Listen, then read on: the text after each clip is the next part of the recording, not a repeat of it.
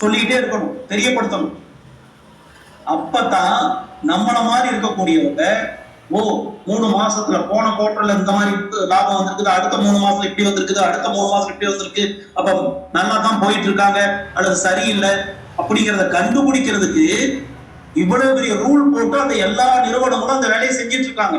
அதான் மானிட்டர் பண்றது, SEBI monitor பண்ணுது.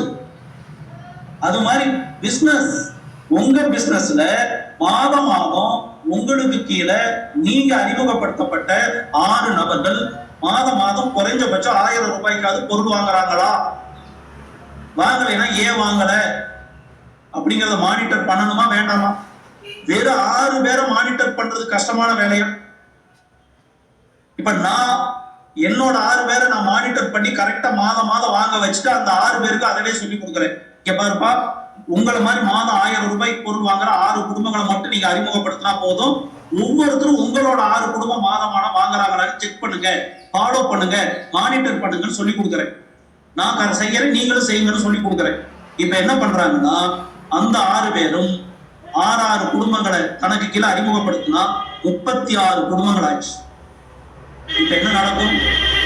வெறும் 7,000 ரூபாய் டேர்ன் ஓவர் நடந்துட்டு இருந்த இடத்துல இப்ப 43,000 ரூபாய் டேர்ன் ஓவர் நடக்க ஆரம்பிக்கும்.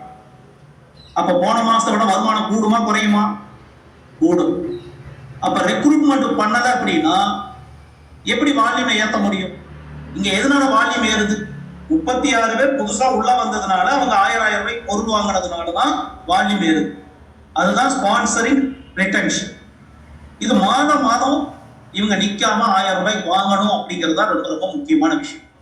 யோசிச்சு பாருங்க, 1000 ரூபாய்க்கு வாங்குறதுக்கு என்னங்க பிரச்சனை நாட்டுல? அடுத்து பாருங்க, இந்த 36 குடும்பங்களுக்கும் நம்ம சொல்லி கொடுத்த மாதிரி அந்தந்த அப்ளை சொல்லி கொடுக்குறாரு. இங்க பாருங்க, நான் மாசம் 1000 ரூபாய்க்கு பொருள் வாங்கிட்டு நான் அறிமுகப்படுத்தின 6 பேர் வாங்குறாங்களான்னு பார்த்துட்டு இருக்கேன்.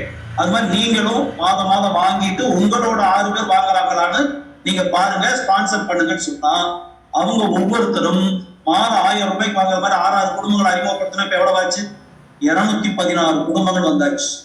இப்ப டோட்டல் பாத்தீங்கன்னா 250 குடும்பங்களுக்கு மேல இருக்காங்க.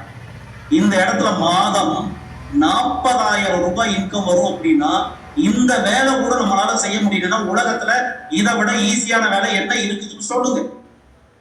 ஒரு 250 குடும்பம் நமக்கு கீழே இருந்து மாசம் 1000 ரூபாய்க்கு பொருள் வாங்கினா 50,000 ரூபாய் இன்கம் கிடைக்கும் அப்படின்னா யோசிச்சு பாருங்க, இதை விட என்ன பிசினஸ் உங்களுக்கு தேவை? இதான் ஆரம்பத்துல இருந்து நம்ம நல்ல பழக்கத்தை பழக்குது, செல்ஃப் டிசிப்ளின். மாதம் மாதம் இந்த 250 குடும்பம் 1000 ரூபாய்க்கு பொருள் வாங்குறத நிறுத்துறது இல்லைன்னு முடிவெடுத்துட்டா